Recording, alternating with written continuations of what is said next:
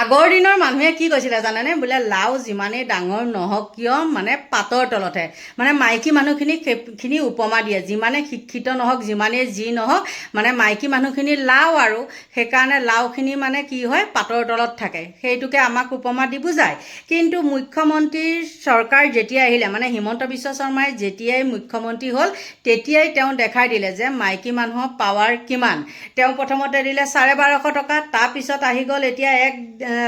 আগষ্টৰ পৰা 3000কে টকা দিব নহয়নে গতিকে এতিয়া আমি কিমান ওপৰত চাওকচোন আৰু আজি মুখ্যমন্ত্ৰীয়ে ঘোষণা কৰিলে অৰুণোদয় কিছুমান মানে নিয়ম নীতি বহুত চেনেলত বহুত কথা কৈ আছে আৰু সেইখিনিয়ে হয় সাৰ্ভে কৰিব দুচকীয়া চাৰিচকীয়া এইবিলাক যদি সাৰ্ভে কৰিবলৈ যায় তেন্তে হলে জিৰো কোনেও নাপাব আৰু সেইখন নকৰে বুলি মুখ্যমন্ত্ৰীয়ে কৈছে যে মুখ্যমন্ত্ৰীয়ে এইটো সকিয়াই দিছে সাংবাদিকসকলক যে আপোনালোকে কিছুমান মানে বিচাৰ বিবেচনা কৰি পেলাই নিউজ কৰিব জাহা তাহা নিউজ নকৰিব আগৰ পৰা যেনেকৈ মানুহখিনিয়ে পাই আছিলে তেনেকৈ বোলে পাই থাকিব এয়া হ'ল আমাৰ মুখ্যমন্ত্ৰীৰ ঘোষণা কাৰণ জুলাই মাহত অধিৱেশন হ'ব লাগিব সেই অধিৱেশনখন 28 তাৰিখ নে 27 তাৰিখ বা 26-27ৰ ভিতৰত মানে শেষ হৈ যাব 26-27ৰ ভিতৰত শেষ হৈ গ'লে 2-3 দিনৰ ভিতৰত কাম শেষ কৰিব কিন্তু মুখ্যমন্ত্ৰীৰ এটা চেনেলত দেখিলোঁ যে 1 তাৰিখৰ পৰা আৰম্ভ কৰিব আৰু এটা চেনেলত দেখিলোঁ যে 3 তাৰিখ মানৰ পৰাহে দিয়া আৰম্ভ কৰিব গতিকে সকলো মহিলাকে কৈছোঁ আপোনালোকে হৈ হাল্লা নকৰিব দেই আৰু মানে কি হৈ হাল্লা নকৰিব আৰু মানে এনেই চিঞৰ বাখৰ মানে হেৰি কৰি পেলাই ইফাল সিফাল কৰি পেলাই মাথা গৰম কৰি নাথাকিব মুখ্যমন্ত্ৰীয়ে কথা দিছে যেতিয়া আপোনালোকে পাব কাৰণ মুখ্যমন্ত্ৰীয়ে জানে মহিলাসকলক যে হাতৰ মুঠিত ৰাখিব লাগে সেই কথাটো গম পায় মই যে ক'লোঁ লাও যিমানেই ডাঙৰ নহওক কিয় পাতৰ তলত বুলি কাৰণ মতা মানুহবিলাকে সেইটো ভাবে নহয় জানো কিন্তু আপোনাৰ হাতত যেতিয়া পইচাটো থাকিব 3000 টকাটো থাকিব তেতিয়া মতা মানুহ কিছুমানে কি কৰিবলৈ বিচাৰে সেই পইচাটো নিবলৈ বিচাৰে নহয় জানো কিন্তু আপোনালোকে দেখাই দিব যে আমি পইচাটো নিদিওঁ আমি কি সৎ কামতহে ব্যৱহাৰ কৰিম নহয় জানো সেইটো কাৰণে ক'লোঁ লাও যিমানেই ডাঙৰ নহওক কিয় পাতৰ তলত বুলি যে কয় কিন্তু মুখ্যমন্ত্ৰীয়ে এইটো আমাক মানে দেখাই দিলে যে মাইকী মানুহৰ হাততো পাৱাৰ কিছুমান থাকে আৰু সেইকাৰণে মামা মানে মহিলাসকলৰ হ'ল জনপ্ৰিয় গতিকে বন্ধু বান্ধৱীসকল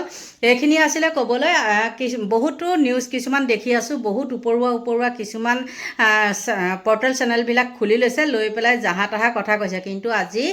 দেখিলোঁ মুখ্যমন্ত্ৰীয়ে কিছুমান স্পষ্টীকৰণ দিছে একদম মানে গোটেই আঁচনিবিলাকৰ পৰা আচলতে আঁচনিটো বন্ধ হ'লে ভাল হয় যদি কয় বোলে চাৰিচকীয়া গাড়ী দুচকীয়া গাড়ী থকাবিলাকে নাপায় তেন্তে হ'লে সেইটো বহুত ভাল কথা গতিকে বন্ধু বান্ধৱীসকল ময়ো পলম নকৰি আজি মুখ্যমন্ত্ৰীয়ে কি চৰ্ত দিলে আপোনালোকক দেখালোঁ চাই লওক আৰু হুলস্থুল নকৰি লাহে ধীৰে আপোনালোকে চাওক এতিয়া আপোনালোকে হিচাপ কৰক যে 1 মাহত এটা পৰিয়ালে কিমান টকা চৰকাৰৰ পৰা পাব পাৰে প্ৰথম মোৰ অৰুণোদয় আছে 1250 টকা পালোঁ অৰুণোদয় থাকিলে ৰেচন কাৰ্ড থাকিবই লাগিব ৰেচন কাৰ্ডত চাউল 800 টকাৰ চাউল ঘৰত বিনামূলীয়াকৈ আহিলে 1250 আৰু 800 আমাৰ 2050 টকা হ'ল গেছৰ চিলিণ্ডাৰ কিনিলোঁ 400 টকা বেংকৰ একাউণ্টত সোমালে 2400 টকা হ'ল আৰু আমাৰ ঘৰত যদি এটা বিধৱা পেঞ্চন আছে তাতো আমি 1250 টকা পালোঁ 24 আৰু 1250 টকা তাতে হিচাপ কৰি দিয়ক প্ৰায় 3600 rupees হ'ল তাৰ লগত যদি ঘৰত এজন বৃদ্ধও আছে আৰু 250 টকা পালে তাৰ মানে প্ৰায় 4000 টকা পালে বোলে নহয় ঘৰত ছোৱালী এজনী আছে যোনে কলেজত পঢ়ি আছে 1250 টকা আকৌ চৰকাৰৰ পৰা নিযুত মইনা আঁচনি পালে 5200 টকা হ'ল আজি যদি আপোনালোকে চাই যে কংগ্ৰেছৰ দিনত লুঙি ধুতি সূতা কম্বল আঠুৱা আৰু আমাৰ দিনত এটা পৰিয়ালত যদি অৰুণোদয় পৰিয়াল হয় এই অৰুণোদয় পৰিয়ালটোৱে 5000 ৰেচন কাৰ্ড আৰু অৰুণোদয় থাকিলে এটা পৰিয়ালে 5000 5500 টকালৈকে মাহত আজি সুবিধা পাই আছে। চতুৰ্থতে আপোনালোকে জানে যে আমাৰ ৰাজ্যত বাজেটখন পাছ নোহোৱাৰ কাৰণে বিশেষকৈ প্ৰত্যেক 5 বছৰৰ মূৰত আমি ভোট অন একাউণ্টছ কৰোঁ ফেব্ৰুৱাৰী মাহত আৰু 3 মাহলৈকে খৰচ কৰাৰ আমি অনুমতি পাওঁ আৰু তাকো মূলতঃ দৰমহাৰ ক্ষেত্ৰত। তাৰ কাৰণে আমাৰ ৰাজ্যৰ বহুকেইখন উন্নয়নমূলক আঁচনি এইকেইটা দিন আমাৰ বন্ধ হৈ আছে বা যিমান বাজেটত টকা আছিলে সিমানেদি মাত্ৰ কৰি থকা হৈছে। তাৰ পৰিপ্ৰেক্ষিতত আমি 6 জুলাইত অসম বিধানসভাৰ বাজেট অধিৱেশন আমি আহ্বান কৰিছোঁ যাতে 1 আগষ্টৰ পৰা প্ৰতিটো চৰকাৰী আঁচনিৰ সুবিধা নিয়মীয়াভাৱে অসমৰ ৰাইজে পাব পাৰে।